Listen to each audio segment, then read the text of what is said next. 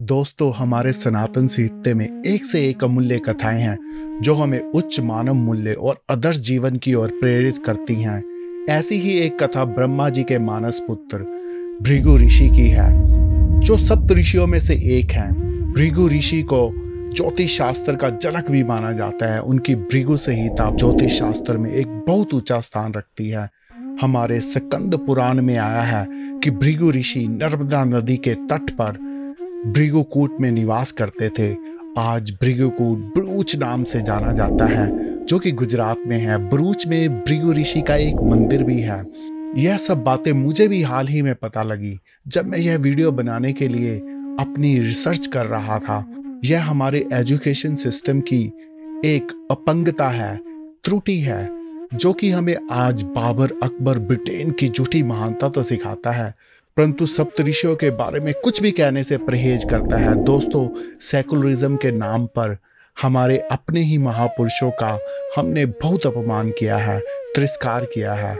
दोस्तों, अगर आज हमने अपने पूर्वजों की कहानी अपने बच्चों को नहीं बताई तो वह दिन दूर नहीं जब हमारे आने वाली पीढ़ी सनातन से कोसों दूर होगी। इसके लिए कौन कसूरवार है? कोई और नहीं, हम और आप ही कसूरवार हैं। इसीलिए मेरा आपसे अनुरोध है, ये वीडियो या ऐसी और कोई वीडियो ज़्यादा से ज़्यादा शेयर करें, जिससे सनातन की यह अमूल्य कथाएं जन जन तक पहुँचे।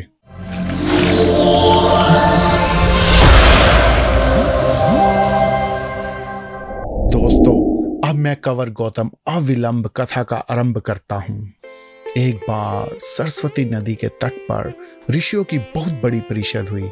उसमें यह विवाद छिड़ गया कि ब्रह्मा, विष्णु, महेश, इन तीनों में से बड़ा कौन है। जब इस बात का कोई संतोषजनक समाधान नहीं हुआ, तब इस बात का पता लगाने के लिए सर्वसम्मति से महर्षि भृगु को चुना गया। अब महर्षि ने त्रिदेवों की परीक्षा लेने की सोची। पहले वह ब्रह्मा जी के सभा में गए और वहां अपने पिता को ना तो नमस्कार किया और ना ही उनकी स्तुति की। अपने पुत्र की इस अवहेलना को देखकर ब्रह्मा जी के मन में बड़ा क्रोध आया, परंतु उन्होंने अपना पुत्र जानकर उसको क्षमा कर दिया और अपने क्रोध को दबा लिया। इसके बाद वह कैलाश पर्वत पर महादेव के पास पहुंचे। महादेव समाधि में लीन थे। महर्षि को नंदी ने द्वार पर ही रोक लिया। इस पर ऋषिवर क्रोधित हुए और बोले, कैलाश पर ब्राह्मण का ऐसा अपमान शोभा नहीं देता। अब महर्षि ने नंदी की बात ना मानते हुए महादेव के ध्यान कक्ष में प्रवेश किया और जोर जोर से चिल्लाने लगे, घोर अपमान महादेव! आपका मंद बुद्धि सेवक एक ऋषि को आपसे मिलने से रोक रहा है। मैं इसे शाप देकर अभी भस्म कर दूंगा। इस सब से महादेव का ध्यान टूट गया और उन्होंने आंखें खोली। महादेव ने क्रोध में अपना त्रिशूल उठा लिया और बोले, ऋषिवर अपनी उदंडता बंद करे, नहीं तो परिणाम अच्छा नहीं होगा। जब मां पार्वती ने यह सब देखा तो महादेव के चरण पकड़कर प्रार्थना की, अपना क्रोध शांत करें। मां पार्वती ने कहा, इसमें महर्षि का कोई दोष नहीं, यह तो महर्षि ने आपका क्रोध परखने के लिए किया था। अब महादेव का क्रोध शांत हुआ और उन्होंने भृगु ऋषि को क्षमा कर दिया। भगवान शिव ने कहा, मेरा कार्य सृष्टि का संहार करना है, अतः क्रोध मेरा अवश्य गुण है। एक श्री हरि विष्णु ही एक ऐसे हैं जो कि क्रोध से मुक्त हैं।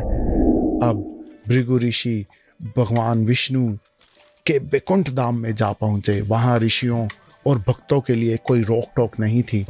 अब महर्षि भृगु भगवान के शयनगार में पहुंचे। उस समय भगवान विष्णु सो रहे थे और मां लक्ष्मी उनके पास बैठी हुई थी।